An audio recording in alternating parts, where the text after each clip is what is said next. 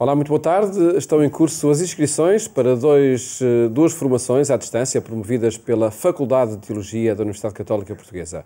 Uma sobre a Bíblia, outra sobre o pensamento social cristão. João Ambrósio, que coordena o Gabinete de Formação à Distância na Católica, vai apresentar estes cursos daqui a pouco, depois de mostrarmos outras notícias que marcam a atualidade. O Bispo de Setúbal e o clero celebraram a missa crismal no 45º aniversário da criação da Diocese.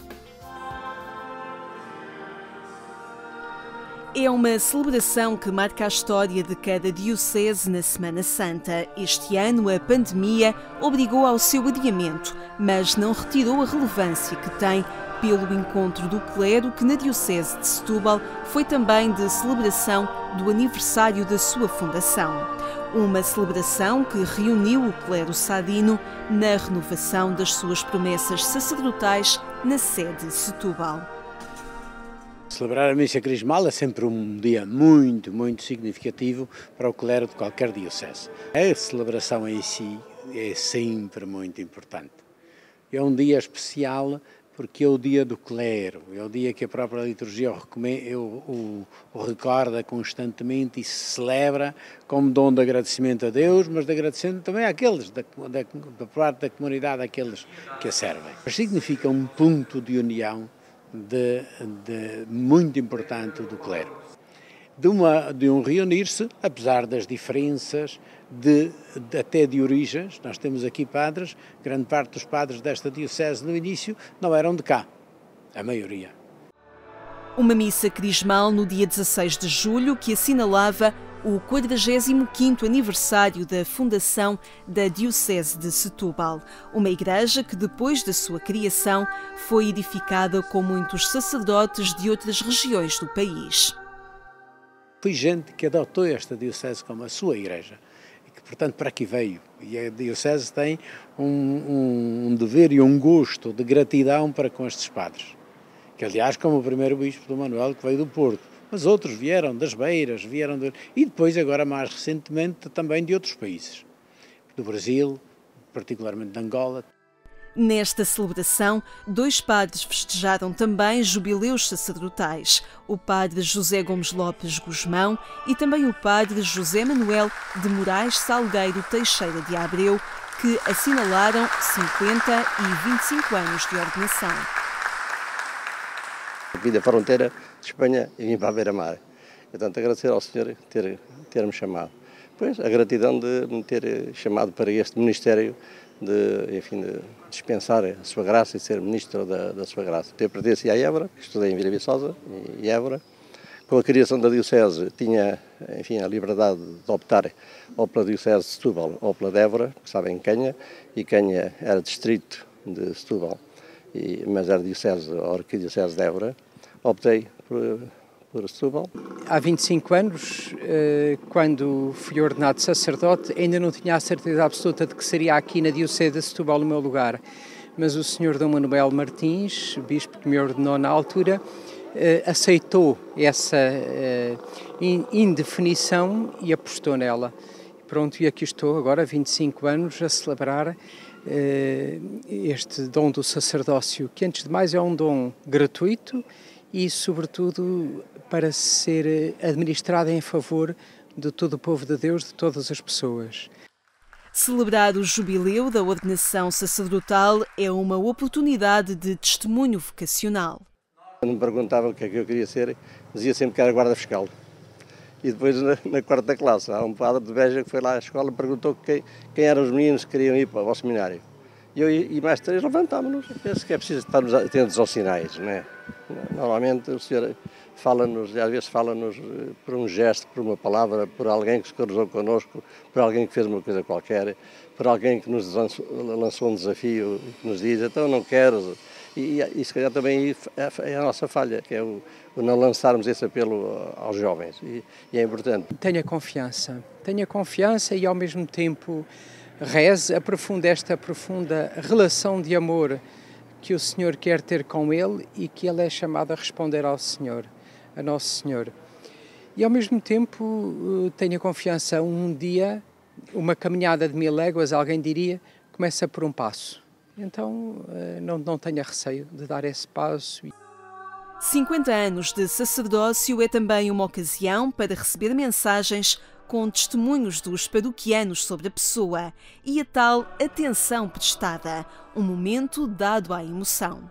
Eu tenho estado a ler aquilo, confesso que me caíram muitas lágrimas para dentro do baú onde vinham aqueles testemunhos, e há alguns que vêm, é uma palavrinha, um gesto, que eu não me apercebi sequer, mas é em que tocou a pessoa, e a pessoa disse que a partir daquela altura começou a ir à igreja novamente, coisas que eu nem dei conta, foi uma palavra, foi uma atenção, foi eu perguntar, então está bem?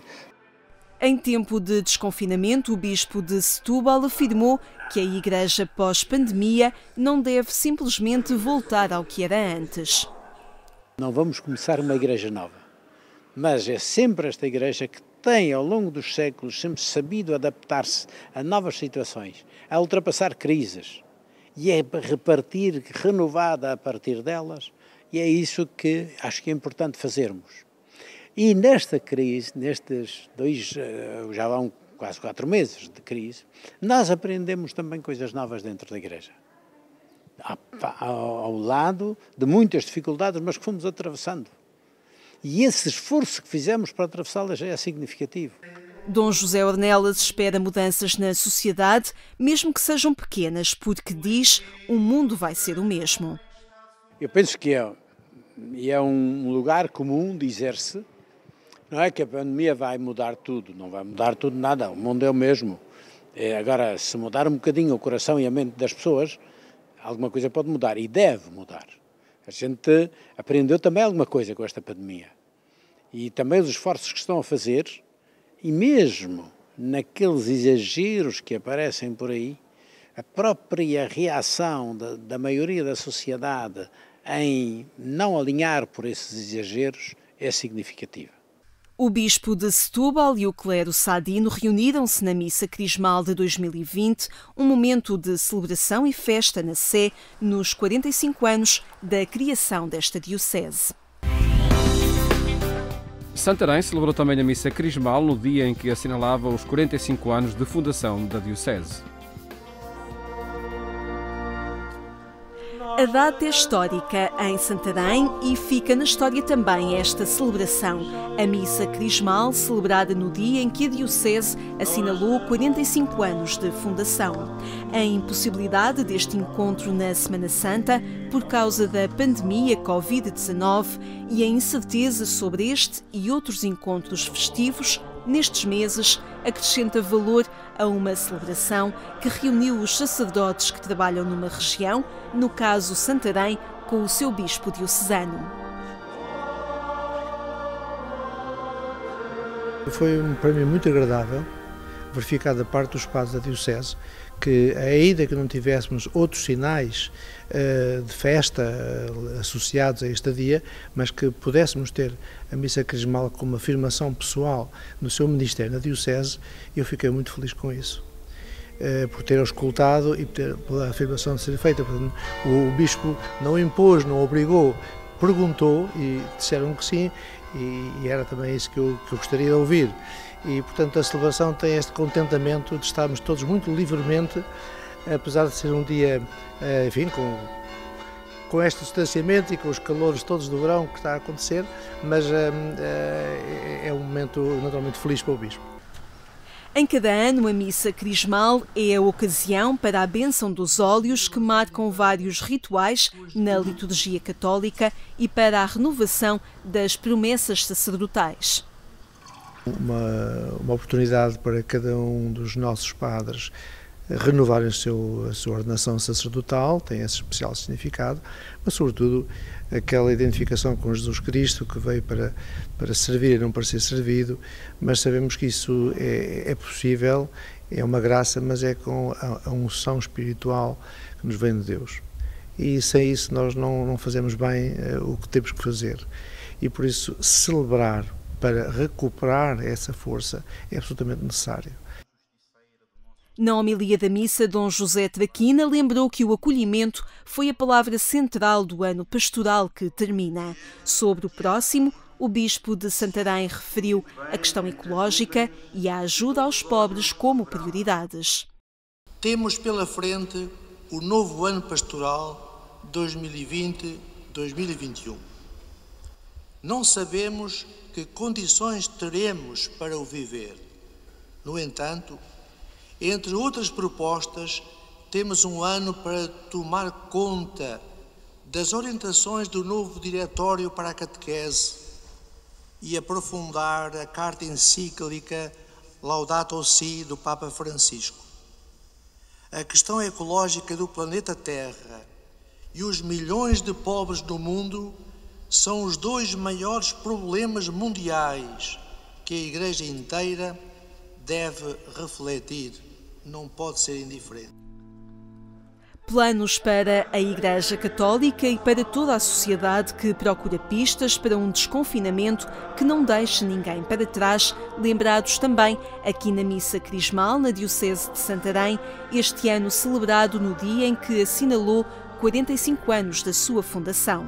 Durante a celebração foi instituído acólito o seminarista Bruno Filipe, a terminar o 5º ano de mestrado integrado em Teologia.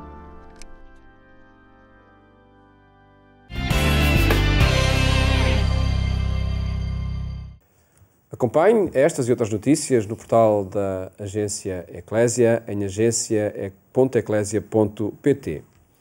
O Mundo da Bíblia e Pensamento Social Cristão, 2 cursos de formação à distância que agora apresentamos, contando para isso com a presença de Juan Ambrósio neste programa. Muito boa tarde. Boa tarde, Paulo. Obrigado por estares connosco, desta vez não para aquela análise à liturgia que marca programas de sexta-feira, mas para estas propostas de formação da Católica. E antes de irmos a estes 2 cursos, cujas inscrições estão abertas. Estão abertas, exatamente, neste momento. Que oportunidade tem sido esta para a afirmação desta metodologia de formação? É verdade, foi neste tempo?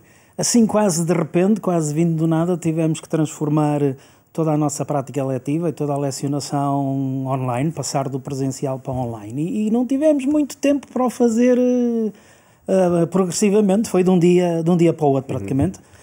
Quando começaram a surgir estas possibilidades de que se iriam fechar as instituições, ainda tivemos a oportunidade de pensar um bocadinho como iríamos fazer, mas de repente a decisão veio e tivemos mesmo que passar para online. Estas plataformas já existiam? Já existiam, nós já as utilizávamos na faculdade e era já uma ferramenta poderosa que utilizávamos na lecionação e, enfim, até mesmo em todas as nossas valências, investigação, reuniões, já utilizávamos. Em todo o caso, surge aqui uma oportunidade que eu acho que nos faz pensar, não só ao nível do ensino superior, mas ao nível do ensino e de todas estas dinâmicas educativas e de formação. Não diria que nós agora vamos passar para o presencial a 100%, para o online a 100%, não me parece ser essa a solução, mas parece-me que teremos muito a ganhar num modelo que contemple estas 2 dimensões, o presencial e o online, a distância, a plataforma. Aliás, há já modelos de ensino em que mesmo presencialmente se utilizam as plataformas para fazer outro tipo de trabalho e de acompanhamento. Se calhar uma das coisas que nos veio dizer esta situação que estamos a viver é de que reunimos demais, encontramos-nos demais, gastamos muito tempo em deslocações, se calhar há coisas que se podem mesmo verdadeiramente fazer à distância, não é?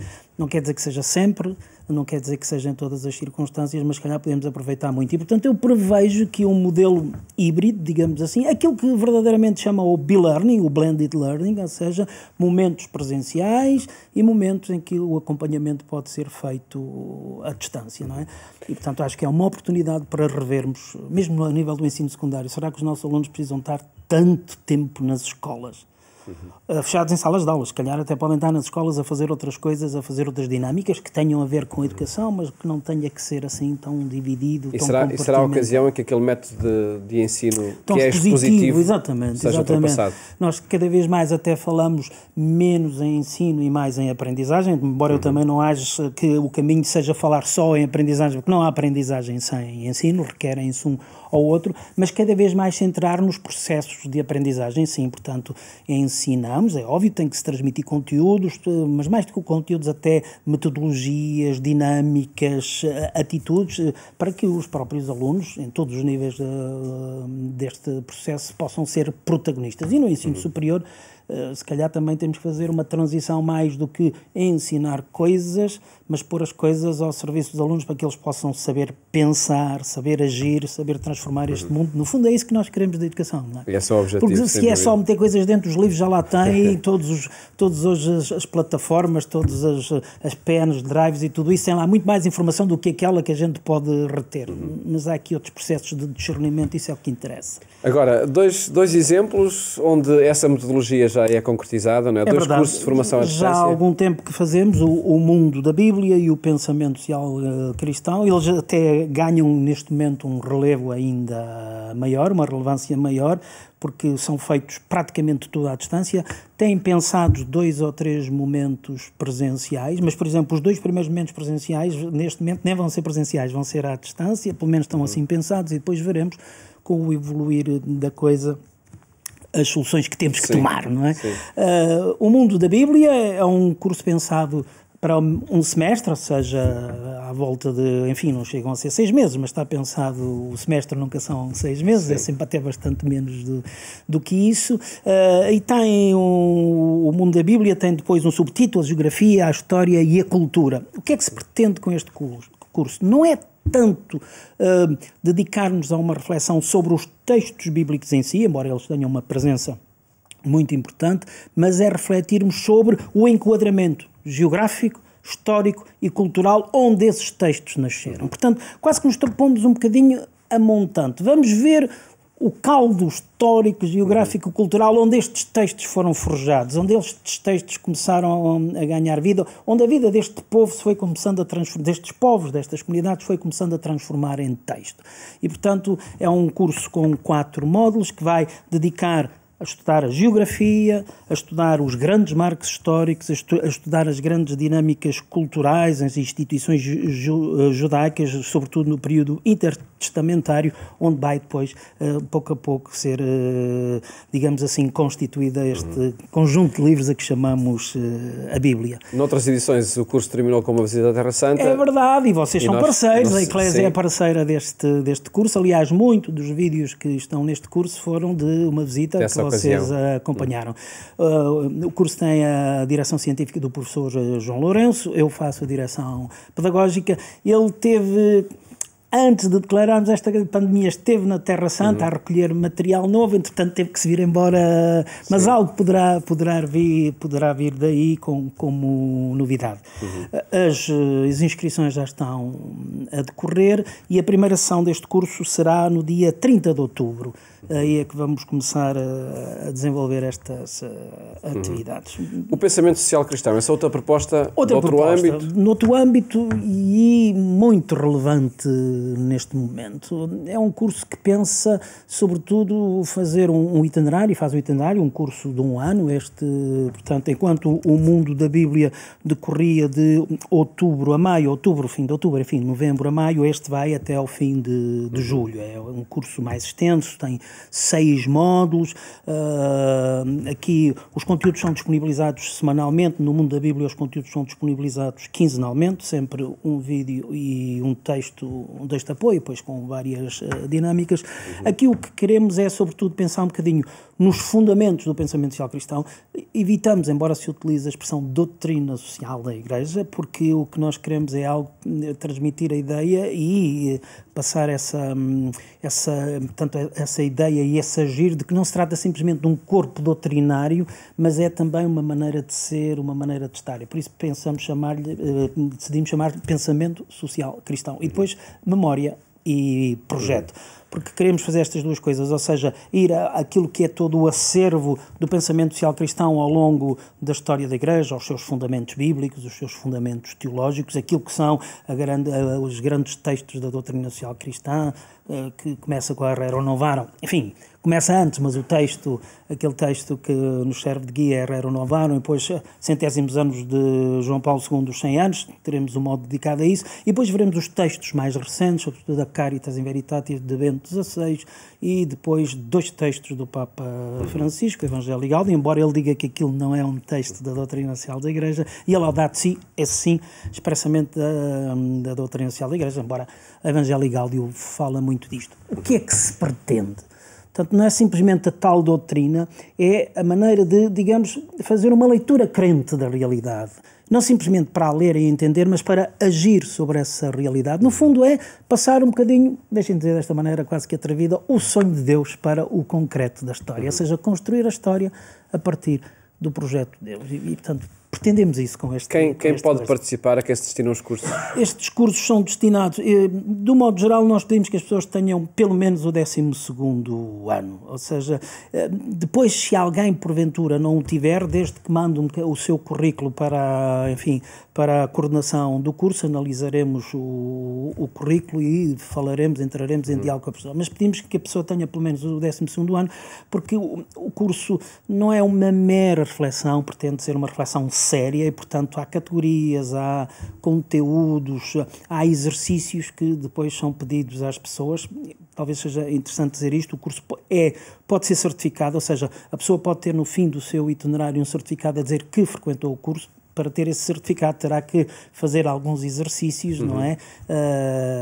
E mediante a realização desses exercícios será depois passado o certificado de frequência do curso. Outras informações estão nos endereços que vamos passando. Exatamente, na página da faculdade, aí terão todas as informações, um documento que se chama, onde são feita a apresentação de cada um dos cursos, e aí tem todos os passos que tem que dar para se inscrever e todas as informações que queiram ter. E se porventura, sem ter necessidade mais alguma, é entrar em contacto connosco, via telefone ou via mail, e nós com todo o gosto responderemos. Ficam essas informações. Agradeço, Juan, por ter apresentado. Neste tempo é aproveitar, acho que vale a pena.